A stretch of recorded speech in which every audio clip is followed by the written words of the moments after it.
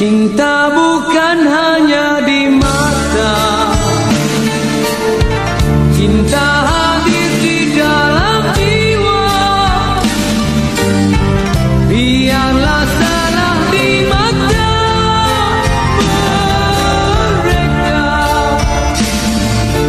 biar perbezaan terlihat antara kita.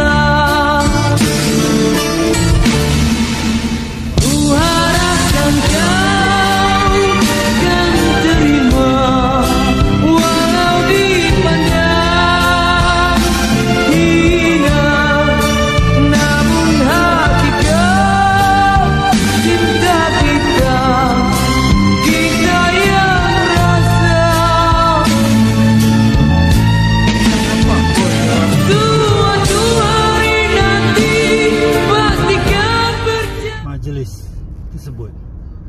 Jadi saya dengar ustaz cakap kalau pergi majlis, kalau nak makanan bawa balik, kena minta dulu daripada tuan rumah.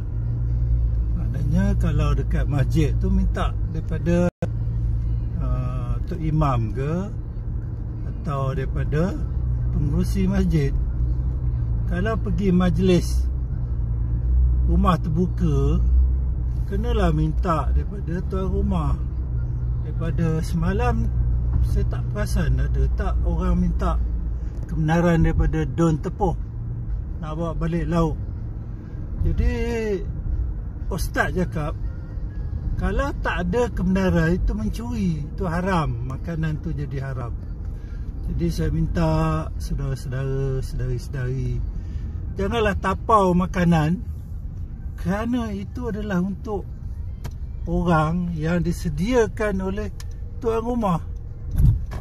Jadi haram makan makanan yang diambil tanpa kebenaran daripada majlis. Itu majlis orang, pergi rumah orang, kita ambil makanan. Assalamualaikum.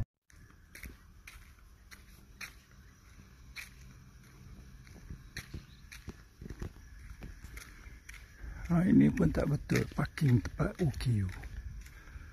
2 kereta.